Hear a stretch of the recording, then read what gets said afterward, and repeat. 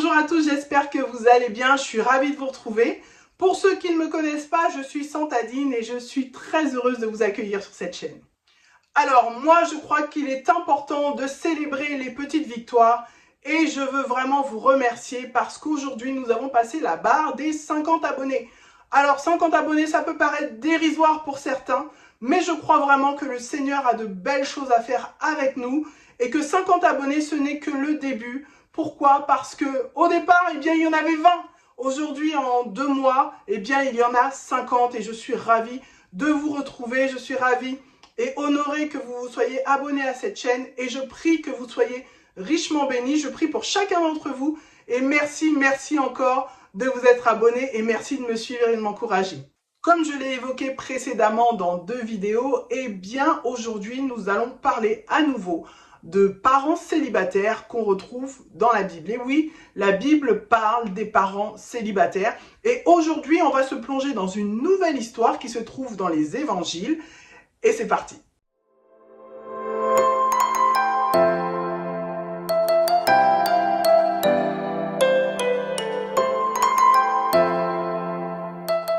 Quand la Bible parle de parents célibataires, aujourd'hui, on va se plonger dans les évangiles, dans Luc, au chapitre 7 et du verset 11 à 17. Et on va lire ça ensemble, bien sûr, dans la parole. C'est parti. Le jour suivant, Jésus alla dans une ville appelée Naïn. Ses disciples en assez grand nombre et une grande foule faisaient route avec lui. Lorsqu'il fut près de la porte de la ville, voici qu'on portait en terre un mort, fils unique de sa mère qui était veuve. Beaucoup d'habitants de la ville l'accompagnaient. En voyant la femme, le Seigneur fut rempli de compassion pour elle et lui dit « Ne pleure pas ». Il s'approcha et toucha le cercueil. Ceux qui le portaient s'arrêtèrent. Il dit « Jeune homme, je te le dis, lève-toi. » Et le mort s'assit et se mit à parler. Jésus le rendit à sa mère. Tous furent saisis de crainte. Et ils rendaient gloire à Dieu en disant « Un grand prophète a surgi parmi nous, et Dieu a visité son peuple. » Cette déclaration sur Jésus se propagea dans toute la Judée et dans toute la région. Il s'agit ici de l'histoire d'une mère célibataire qui traverse un des pires moments de sa vie. Qu'y a-t-il de pire pour une maman, célibataire ou non, que d'enterrer son enfant? Et elle, dans sa situation, non seulement c'était son fils unique, mais elle était veuve. Ça veut dire que son mari, précédemment, était déjà mort. Et là, dans la foulée, peut-être ou pas, je ne sais pas, mais en tout cas, elle perd également son fils. Donc, déjà, dans un premier temps, c'est juste s'imaginer la douleur de cette mère qui traverse cette situation-là. Ensuite, sur sa route, elle va rencontrer la personne de Jésus. Alors qu'elle part enterrer son fils, la Bible nous dit que Jésus va la voir. Jésus la voit. Et Jésus, il va s'approcher d'elle et il va être ému de compassion pour elle. Il va voir sa tristesse. Il va voir ses larmes. Et qu'est-ce qu'il va lui dire? Il va lui dire « Ne pleure pas ». Puis ensuite, il va s'approcher du mort et il va donner une parole en disant « Jeune homme, lève-toi ».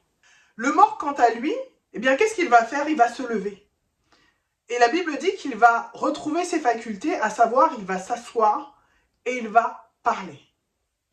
Une fois qu'il aura retrouvé ses facultés, la Bible dit que Jésus va le rendre à sa mère. Et là, forcément, Jésus n'étant pas tout seul, souvenez-vous, au début du récit, il est bien indiqué que non seulement il y avait ses disciples, mais il y avait une foule qui accompagnait Jésus. Et la foule va juste être témoin de cette résurrection et va être saisie d'une grande crainte dans un premier temps, mais tout en étant craintif, tout en étant effrayé par ce qu'ils viennent de voir. Qu'est-ce qui va se passer? Face à cette évidence, ils vont rendre gloire à Dieu.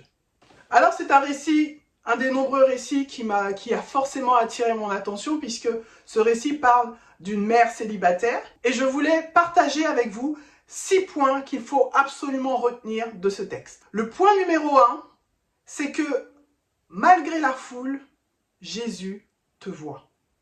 La Bible dit que Jésus était donc accompagné d'une grande foule, mais il vit cette femme, il a vu cette femme, il a vu cette femme dans sa détresse, il a vu cette femme dans sa tristesse. Et il y avait beau avoir de la foule, et quand il y a de la foule autour de nous, en règle générale, la foule, elle n'est pas silencieuse. La foule, elle est bruyante. Il y a énormément d'agitation. Mais malgré l'agitation de la foule, malgré le bruit de la foule, eh bien, Jésus te voit. La deuxième chose à retenir, c'est, je ne sais pas si vous avez fait attention à cela, mais à aucun moment, la veuve ne va s'adresser à Jésus. Elle ne va pas l'appeler, elle ne va pas dire « Oh, fils de David, viens ressusciter mon fils ». Non, non, non, non. C'est Jésus qui va aller vers elle. Pourquoi? Certainement parce qu'elle était tellement attristée, tellement au bout du rouleau, qu'elle avait peut-être plus la force même de crier, d'appeler, de demander de l'aide. Et tout ce qu'elle faisait, c'est pleurer. Et dans les pires moments de notre vie, eh bien, le Seigneur voit nos larmes. Et nous n'avons pas forcément toujours besoin de crier à lui. Et la Bible dit que le Seigneur, il connaît nos besoins. Il connaît même avant qu'on ouvre la bouche, il sait ce dont nous avons besoin. Et cela veut dire que quand on est dans des situations où on n'a même plus la force de crier à lui, eh bien, Dieu nous voit. Et dans la situation de cette femme, c'est exactement ce qui s'est passé. Elle est au fond du gouffre, elle est dans une situation complètement désespérée, elle a perdu tout ce qu'elle avait, tout ce qui lui était cher. Mais à ce moment-là, eh bien, Jésus va aller vers elle. Et qu'est-ce que Jésus va faire? Eh bien, Jésus va lui dire, ne pleure pas.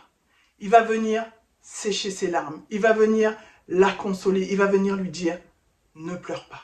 La troisième chose à retenir, c'est que tes épreuves et tes combats ne font pas peur au Seigneur.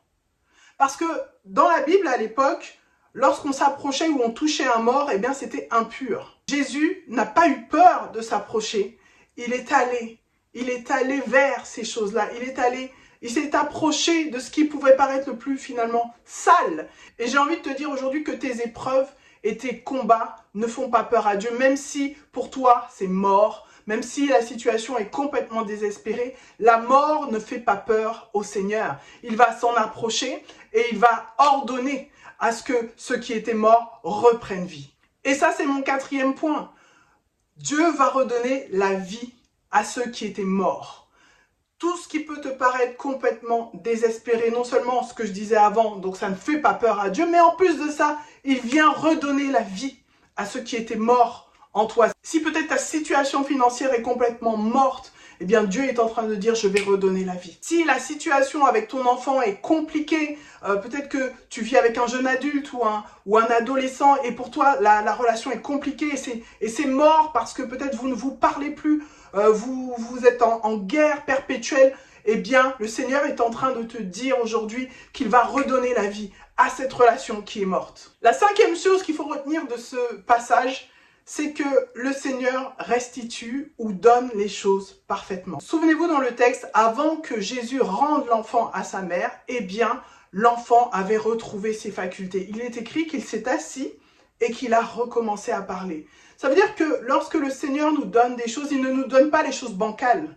Il nous donne les choses parfaitement. Ou lorsqu'il nous les restitue, il nous les restitue non seulement parfaitement, mais même des fois au-delà même, en meilleur état que dans l'état dans lequel finalement on l'avait perdu. Lorsque le Seigneur restitue les choses, il les restitue parfaitement. Lorsqu'il donne les choses, il les donne parfaitement. Le sixième et dernier point que je voudrais relever sur ce texte, c'est que ta famille et ton entourage verra la gloire de Dieu dans ta vie. Même si aujourd'hui, autour de toi, les gens peut-être se moquent de ta foi, peut-être doutent de ta foi, peut-être se disent mais elle a un grain, qu'est-ce qu'elle fait cette personne, pourquoi elle fait tel choix ou pourquoi elle se bouge pas ou etc. etc. Parce qu'au fond de toi, tu sais pertinemment que Dieu va agir dans ta situation. Eh bien laisse-moi te dire aujourd'hui que ta famille et ton entourage verra et sera face à une évidence que Dieu est avec toi et que Dieu combat pour toi. J'espère que cette vidéo vous a plu, je prie que vous ayez été encouragés par cette vidéo et par ce passage. Mes amis, la Bible regorge de précieux trésors. Alors plongez-vous dans la parole. La parole a énormément de choses à nous enseigner et à nous aussi, particulièrement parents célibataires. Nous ne sommes pas oubliés, nous ne sommes pas délaissés par le Seigneur. Il parle de nous dans sa parole. Alors, ne négligeons pas la lecture de la parole. Soyez bénis, soyez encouragés. Si cette vidéo vous a plu, n'hésitez pas à la liker, à la partager, à vous abonner si vous avez envie. Et je vous dis à une prochaine vidéo. Soyez bénis. Bye bye.